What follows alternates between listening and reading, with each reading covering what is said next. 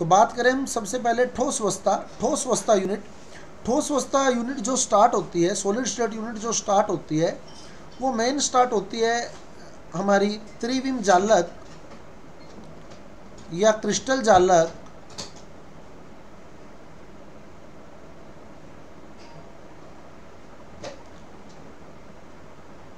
तथा एकक कोष्टिका से। क्रिस्टल जालक तथा एकक कोष्टिका से यूनिट शुरू होती है। थोड़ी बहुत चर्चा मैं आपको आज करेंगे हम लोग, आइडिया दूंगा इसका, फिर मैं रिपीट भी कर दूंगा कल, क्योंकि बहुत ही इंपॉर्टेंट यूनिट है ये। तो सॉलिड स्टेट, ठोस अवस्था, त्रिविम जालक और एकक कोष्टिका। त्रिविम जालक और एकक कोष्टिका। त्रिविम जालक का मैं अगर सिंपल सा उदाहरण लूँ तो दीवार एक त्रिविम जालक है, और ईंट जो है वो इसकी एकक कोष्टिका है। ईंट जो है वो इसकी एकक कोष्टिका है। ईंट इसकी एकक कोष्टिका है। और त्रिविम जालक जो है वो ये मान लें आपकी दीवार त्रिविम जालक है। ठीक है। अब आप हिसाब लगा सकते हैं एकक कोष्टिका किसे कहते हैं, बताओ। आपसे पूछा जाए एकक कोष्टिका किसे कहते हैं, मैंने आपको उदाहरण दे दिया ईंट का। ईंट एक एकक कोष्टिका है और दीवार एक त्रिविम जालक है। क्रिस्टल लैटिस बोला जाता है इसको, क्रिस्टल लैटिस, और ये यूनिट सेल। तो बताओ क्या होती है एकक कोष्टिका। ईंट क्या है? ईंट दीवार के अंदर ईंट क्या है बताओ? छोटी से छोटी संरचना है, सही है। अगर आप दीवार तोड़ते हो तो आपको जो छोटी से छोटी संरचना प्राप्त होगी वो क्या होगी बताओ? ईंट। तो यानी दीवार की छोटी से छोटी संरचना ईंट है, तो हम क्या कह सकते हैं? त्रिविम जालक की छोटी से छोटी संरचना एकक कोष्टिका है। आगे बात समझ। एकक कोष्टिका क्या है? त्रिविम जालक की छोटी से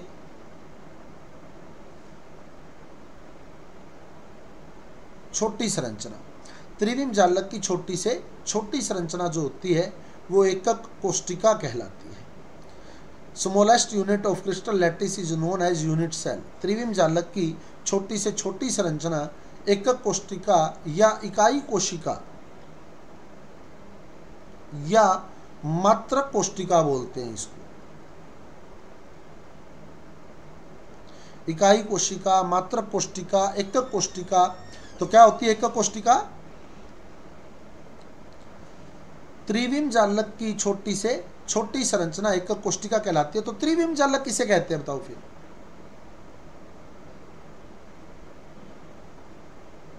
बहुत बढ़िया। यानी एकक कोष्टिका को अगर हम बार बार दोहराएं, है ना, ईंट के ऊपर ईंट, ईंट के ऊपर ईंट, ईंट के ऊपर ईंट, तो क्या बन जाएगा? अगर ईंट के ऊपर ईंट रखते जाए तो क्या बन जाएगा? दीवार बन जाएगी।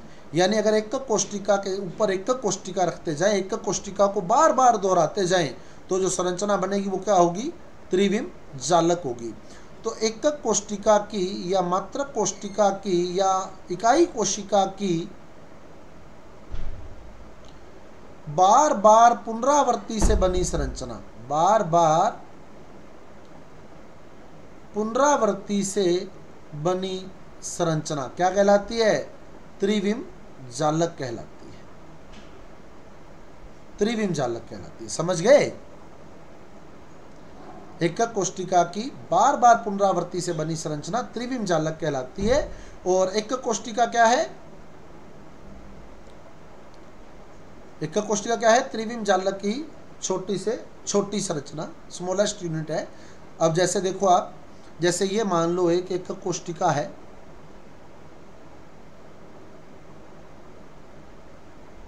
ये सपोज कि एक एकक कोष्टिका है।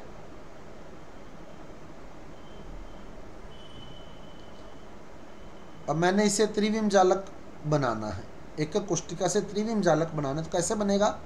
मैं एकक कोष्टिका को बार बार दोहराऊंगा। जैसे मैंने एकक कोष्टिका के साथ में एक एकक कोष्टिका और रख दी,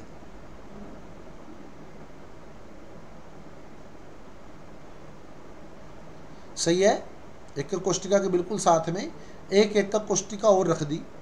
एकक कोष्टिका के पीछे एक और एकक कोष्टिका रख दी।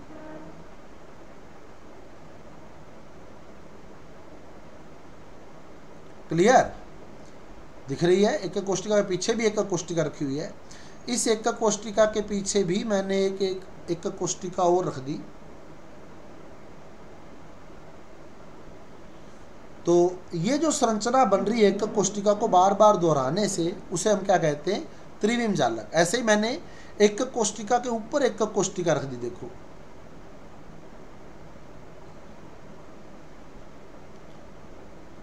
ये एकक कोष्टिका के ऊपर एकक कोष्टिका रख दी, दिख रही है? लग रहा है ऊपर रखी हुई है। ऐसे मैंने पीछे वाली एकक कोष्टिका के ऊपर एकक कोष्टिका रख दी। जो पीछे एकक कोष्टिका है इसके, उसके ऊपर भी एकक कोष्टिका रख दी। पीछे वाली एकक कोष्टिका के ऊपर एकक कोष्टिका रख दी।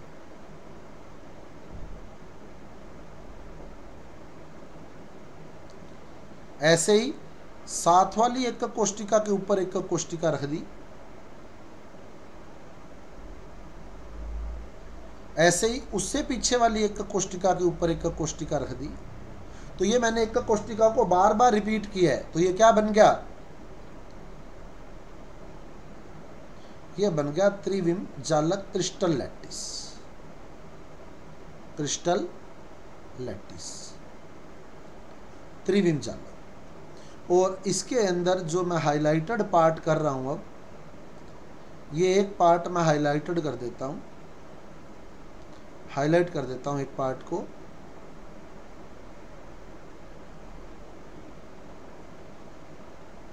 ये जो हाईलाइट किया हुआ भाग है, ये क्या है? एकक कोष्टिका। एकक कोष्टिका, ये एक एकक कोष्टिका है।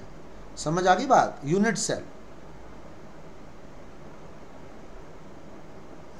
Unit sale, clear? Unit sale. अब जो बुक्स में डेफिनेशन दी होती है त्रिविम जालक की, वो क्या होती है? देखो, सबसे पहली बात तो ये त्रिविम जालक है क्या? यहाँ कोई ना कोई कण लगा होगा। जैसे मान लो NaCl है, तो अगर NaCl का क्रिस्टल है तो उसमें Na+ और Cl- लगे होंगे कहीं ना कहीं। तो जैसे मैं यहाँ लगा रहा हूँ, मान लो ये लगा रहा हूँ, कण लगा रहा हूँ यहाँ, तो जिस स्थान पर कण लगे होते हैं, त्रिविम जालक के जिस स्थान पर क्या लगे होते हैं? कण लगे होते हैं, उस स्थान को हम जालक बिंदु कहते हैं। क्या कहते हैं? जालक बिंदु, लैटिस पॉइंट। Lattice point. तो जालक बिंदु क्या है बताओ? जालक बिंदु जिस स्थान पर कण लगा हुआ है वो जालक बिंदु है। जिस स्थान पर कण लगा हुआ है वो जालक बिंदु है। अब हमारी बुक्स में जो त्रिविम जालक की डेफिनेशन दी होती है, क्रिस्टल लैटिस की जो डेफिनेशन दी होती है, क्या दी होती है? अवयवी कणों की, अवयवी कण लगे हैं इसमें, देख लो आप, पार्टिकल लगे हैं ना, जो बेसिक पार्टिकल है इसके, फंडामेंटल पार्टिकल है, लगे हुए हैं अवयवी कण। जैसे ये कण लगा हुआ है, ये कण लगा हुआ है, ये कण लगा हुआ है ना। कौन सी अक्ष पर लगे हैं बताओ ये कण? एक्स अक्ष पर, वाई अक्ष पर या जेड अक्ष पर, या सभी पर?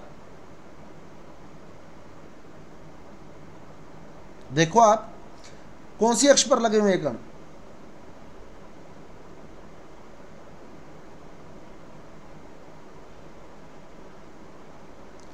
दिख रहे हैं कण लगे हुए?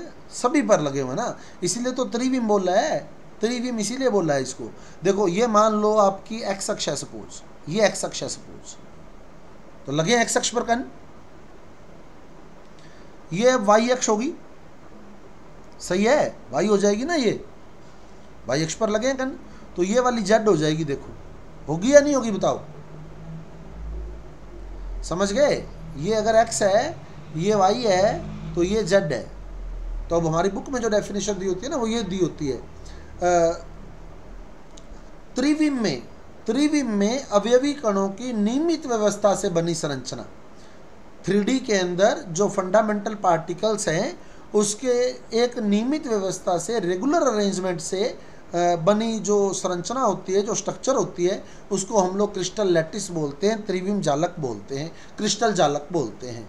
तो त्रिविम में अवयवी कणों की नियमित व्यवस्था से बनी संरचना क्रिस्टल जालक या त्रिविम जालक कहलाती है, क्रिस्टल लैटिस कहलाती है। और क्रिस्टल लैटिस का वह स्थान जहाँ अवयवी कण लगे होते हैं, उस स्थान को क्या कहते हैं? जालक बिंदु कहते हैं। उस स्थान को जालक बिंदु कहा जाता है। क्लियर है बात? अब बात आती है एकक कोष्टिकाओं की। एकक कोष्टिकाएं कितने प्रकार की होती है? तो बता दूं मैं आपको, एकक कोष्टिका दो प्रकार की होती है।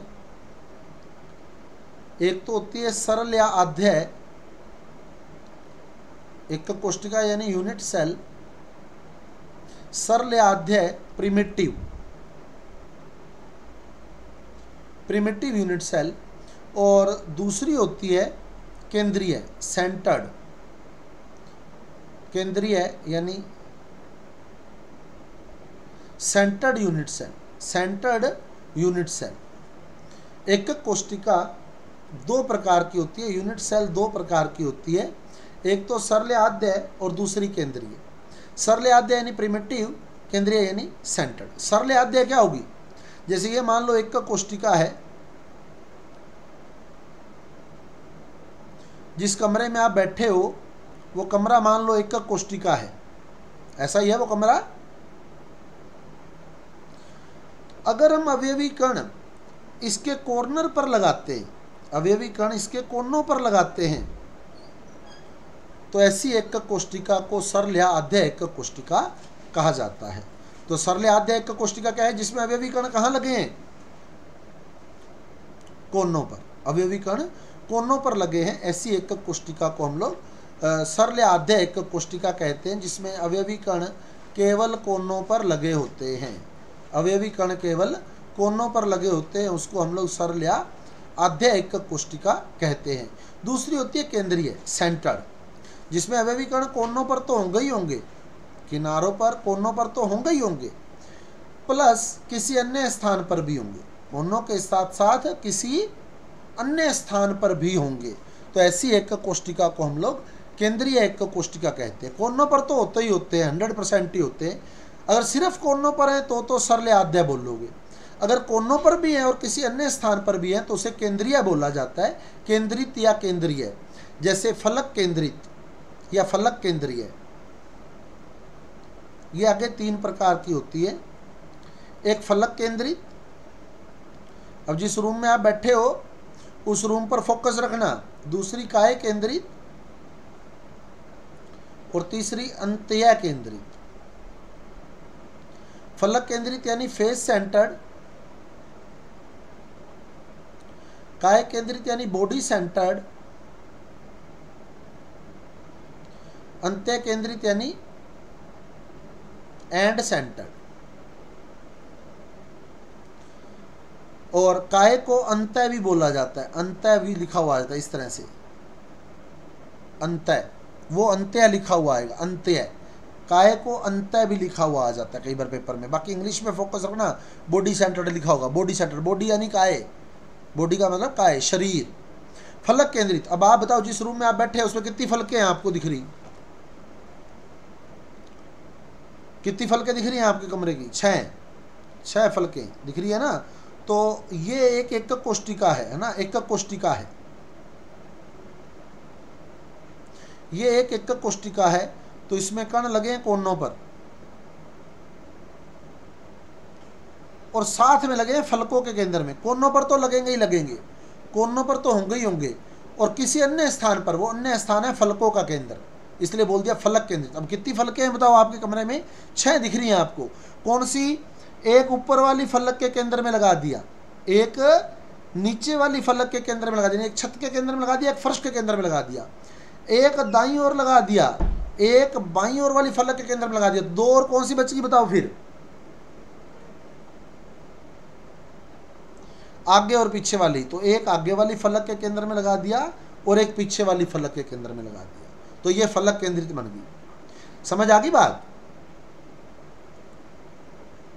तो फलक केंद्रित में क्या होगा, कण कोनों पर लगे और फलकों के केंद्र में लगे, तो फलक केंद्रित बोल दिया। अब बोला बॉडी सेंटर्ड, काय केंद्रित। अब आप देखो जिस कमरे में आप बैठे हो, जिस कमरे में आप बैठे हो उस कमरे का केंद्र सोचो कौन सा है बताओ, उस कमरे का केंद्र कहाँ है। उस कमरे का केंद्र छत को टच कर रहा है क्या बताओ, फर्श को टच कर रहा है क्या उस कमरे का केंद्र, किसी दीवार को टच कर रहा है उस कमरे का केंद्र, फिर कहां पर है, हवा में है क्या, बिल्कुल बिल्कुल सेंटर में, हवा में, बीच में, बीचों बीच हवा के अंदर लटकता हुआ है ना। ये बिल्कुल सेंटर पॉइंट जो है कमरे का, ये वाला, ये बॉडी सेंटर है, उस कमरे का बिल्कुल केंद्र पॉइंट है। तो काय केंद्रित में क्या होगा, कोनों पर तो लगाने ही लगाने हैं, कोनों पर तो आप फाइनली कर ले भाई, आपने कण लगाने ही लगाने हैं। और कोनों के साथ साथ काय के केंद्र में भी अगर हम कण लगा दें तो उसको काय केंद्रित बॉडी सेंटर बोला जाता है। आगे समझ, क्लियर। अब आता है एंड सेंटर्ड, अंत्य केंद्रित। इसमें क्या होता है, कण एकक कोष्टिका के कोनों पर तो लगे ही होंगे, कोनों पर तो फाइनली आपने लगाने ही लगाने हैं, तो कोनों पर तो लगा लिए।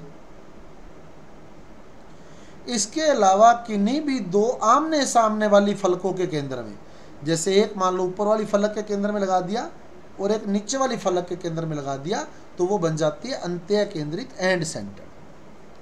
क्लियर। तो फलक केंद्रित क्या होगा, फलक केंद्रित कोनों पर भी है और फलकों के केंद्र में भी है। कोनों पर तो आना ही आना है, कोनों के साथ साथ फलकों के केंद्र में भी लगा दिया। काय केंद्रित बॉडी सेंटर में क्या किया, कोनों के साथ साथ काय के केंद्र में लगा दिया। अंत्य केंद्रित एंड सेंटर्ड में क्या किया, कोनों के साथ साथ किन्हीं भी दो आमने सामने वाली फलकों के केंद्र में कण लगाया है। आगे समझ। अब इसमें कणों की गिनती करनी होती है अपने को, कितने कुल कण लगे हैं, कुल particle, total number of particle कितना है। तो इसमें बताओ कुल कितने कण लगे हैं,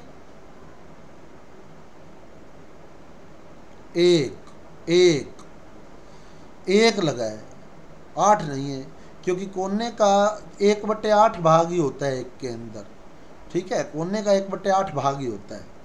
क्यों होता है, कैसे होता है, वो मैं आपको क्लियर करूँगा। ठीक है, एक एक डायग्राम से, मॉडल से, जैसे भी होगा मैं आपको बिल्कुल क्लियर कर दूंगा कि ये 1/8 पार्ट है जो आपको एक दिख रहा है।